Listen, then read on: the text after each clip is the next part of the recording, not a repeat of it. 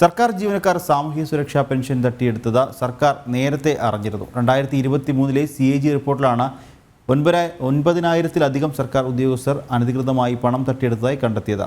സർക്കാരിന് ഈ ഇനത്തിൽ 40 കോടിയിലധികം രൂപ നഷ്ടം വന്നെന്നും കണ്ടെത്തലുണ്ട്. അതേസമയം തട്ടിപ്പ് നടത്തിയ ഗസറ്റഡ് റാങ്ക് ഉൾപ്പെടെയുള്ള ഉദ്യോഗസ്ഥർക്കെതിരെ നടപടിയെടുക്കാനും സാധ്യതയില്ല. 2022 കണക്കുകൾ പ്രകാരം 9,000-ത്തിലധികം സർക്കാർ ഉദ്യോഗസ്ഥരുകൾ അനധികൃതമായി പെൻഷൻ തുക വാങ്ങുന്നതായി കണ്ടെത്തിയിരുന്നു. ഇതിൽ 400 പേരെ പുറത്താക്കിക്കൊണ്ട് പുതിയ പെൻഷൻ പട്ടിക പ്രഖ്യാപിച്ചു. ഈ പെൻഷൻ പട്ടികയിൽ പ്രകാരമാണ് സംസ്ഥാനത്ത് നിലവിൽ സാമൂഹ്യ സുരക്ഷാ പെൻഷനുകൾ വിതരണം ചെയ്യുന്നത്.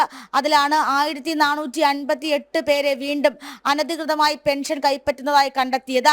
മസ്റ്ററിംഗ് സമയത്തുണ്ടായ തിരിമറിയായിരിക്കാം ഇത്തരത്തിൽ അനധികൃതമായി വീണ്ടും ഉദ്യോഗസ്ഥർ പെൻഷൻ പട്ടികയിൽ ഉൾപ്പെട്ടതെന്നാണ് തദ്ദേശ വകുപ്പിന്റെയും ധനവകുപ്പിന്റെയും നിഗമനം. നിലവിൽ അനർഹരായി കണ്ടെത്തിയ സർക്കാർ ഉദ്യോഗസ്ഥരുടെ പട്ടിക അതത് വകുപ്പുകളിലേക്ക് ധനവകുപ്പ് കൈമാറിയിട്ടുണ്ട്. ഇവരിൽ നിന്നും അനധികൃതമായി കൈപ്പറ്റിയ തുക പലിശ സഹിതം തിരിച്ചു പിടിക്കണമെന്നാണ് ധനവകുപ്പിന്റെ നിർദ്ദേശം. കഴിഞ്ഞ 2 വർഷത്തിനുള്ളിൽ ഏതാണ്ട് 40 കോടിയോളം രൂപ പെൻഷൻ തട്ടിപ്പ് നടത്തിയ ഇനത്തിൽ മാത്രം നഷ്ടം വന്നിട്ടുണ്ടെന്നാണ് നിലവിൽ ലഭിക്കുന്ന കണക്കുകൾ.